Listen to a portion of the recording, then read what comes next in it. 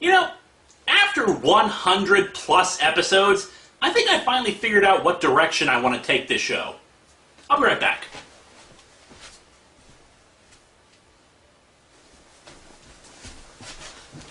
Alright, comic gurus, let's dig into Mighty and Morphing Power Rangers #1.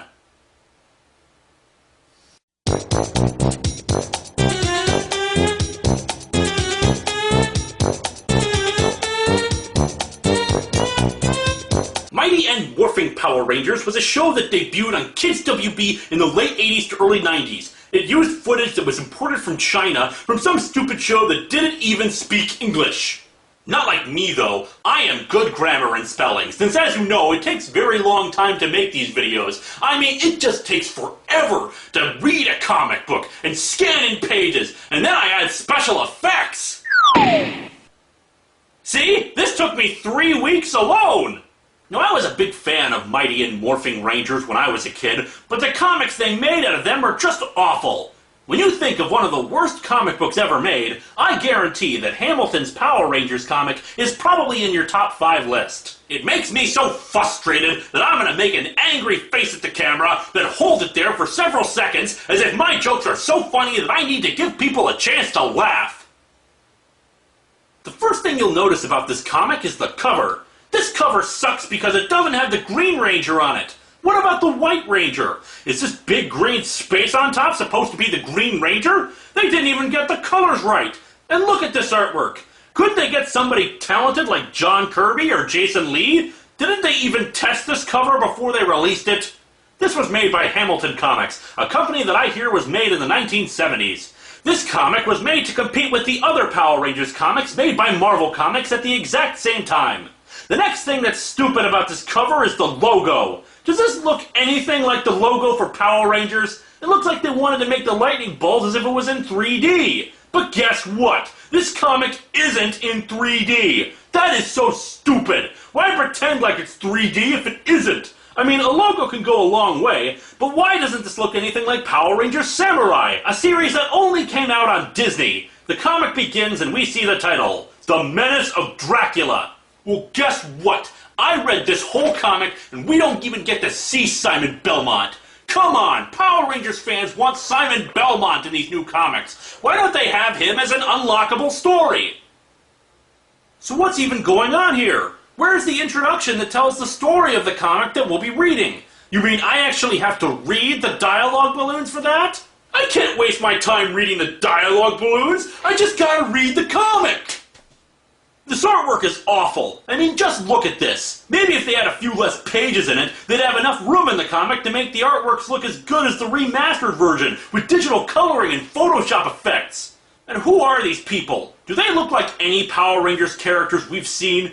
Where's Tommy, the Gold Ranger? And who's this guy? Why can't we even see what he looks like? After doing some research, I discovered this character's name is Bill. That reminds me of that stupid character Beta Ray Bill, who sucks because I couldn't read his comic, and that's clearly the comic's fault and not mine. It doesn't matter how awesome a concept he is or how good the stories are, because I'm irate and therefore never wrong. I know that has nothing to do with this comic, but I just can't get over how awful it was. And what are they doing? Looking at bugs? I don't want to look at bugs. That's gross. I read comic books while I'm eating a tasty bowl of Yummy Mummy and drinking Kool-Aid, and now I have to look at bugs?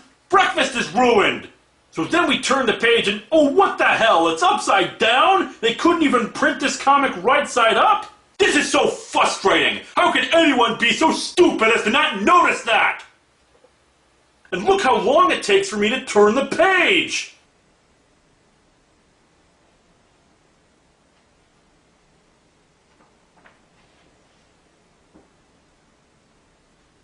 You see how long that took?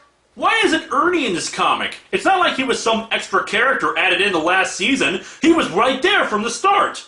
Even though this comic isn't all that bad, it does have its share of flaws. For one thing, look at Lord Fred. Just look at him. How come he doesn't look anything like he did in the movie this comic is based on? This comic is a great throwback and predecessor to the original Marvel Comics Power Rangers comics.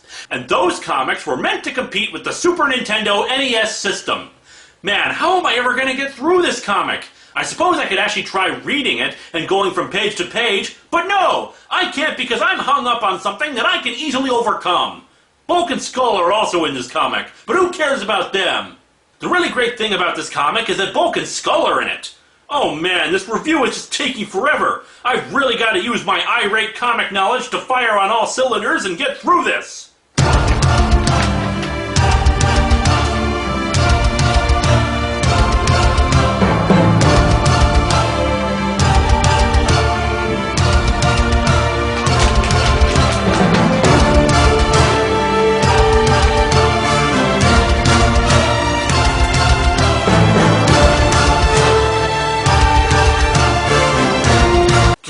This is so stupid!